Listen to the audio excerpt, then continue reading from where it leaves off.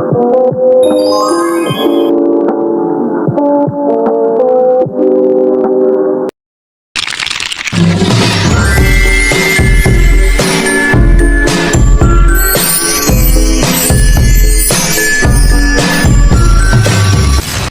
semuanya, perkenalkan nama saya Miswa Pratiwi dengan NIM 2012300553. Saya merupakan mahasiswi dari Universitas Islam Negeri Sultan Taha Saifuddin Jambi. Program studi saya Pendidikan Agama Islam atau disingkat dengan PAI. Dalam video kali ini, saya ingin membagikan pandangan pribadi saya mengenai hubungan timbal balik antara sistem pendidikan dan perkembangan masyarakat di Indonesia, berdasarkan artikel yang kita pelajari di pertemuan keempat ini. Yang pertama, pendidikan sebagai penggerak perubahan. Sistem pendidikan tidak hanya berfungsi untuk mentransfer ilmu pengetahuan, tetapi juga berperan penting dalam mengurangi kesenjangan sosial. Contohnya, penelitian Pratiwi dan Hidayat tahun 2023 menunjukkan bahwa daerah dengan partisipasi pendidikan menengah yang tinggi memiliki tingkat kesenjangan yang lebih rendah. Namun, pendidikan juga bisa menjadi sumber ketidaksetaraan jika kebijakan yang ada tidak inklusif. Misalnya, keluarga dengan akses pendidikan yang baik cenderung terus mendapatkan keuntungan dari generasi ke generasi.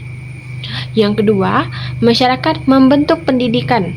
Perubahan nilai-nilai dalam masyarakat seperti meningkatnya kepedulian terhadap lingkungan, mendorong kurikulum pendidikan untuk menyesuaikan diri. Contohnya nih, pelajaran tentang lingkungan hidup kini menjadi bagian dari kurikulum nasional.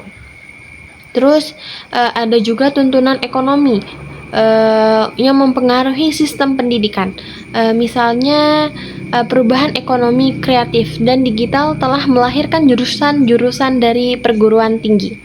Yang ketiga, pentingnya pendekatan kontekstual dan kolaborasi. Kebijakan pendidikan harus mempertimbangkan keaslian lokal tersebut agar efektif. Contohnya, integrasi kearifan lokal dalam kurikulum tidak hanya melestarikan budaya, tetapi juga meningkatkan prestasi siswa. Kolaborasi antar lembaga pendidikan dan industri terbukti mampu mengatasi kesenjangan keterampilan.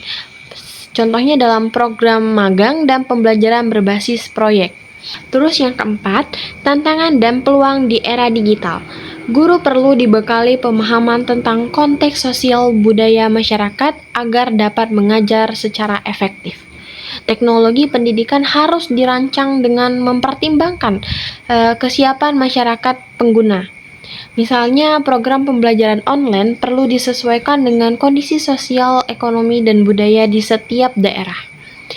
Dan yang terakhir, dari pembahasan ini kita bisa melihat bahwa pendidikan dan masyarakat itu saling mempengaruhi dan membentuk satu sama yang lain.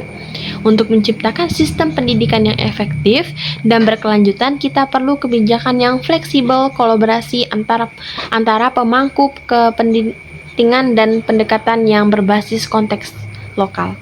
Sekian dari saya. Apabila ada kekurangan saya minta maaf. Saya akhiri. Wabillahi taufiq wal hidayah. Wassalamualaikum warahmatullahi wabarakatuh. Bye bye guys.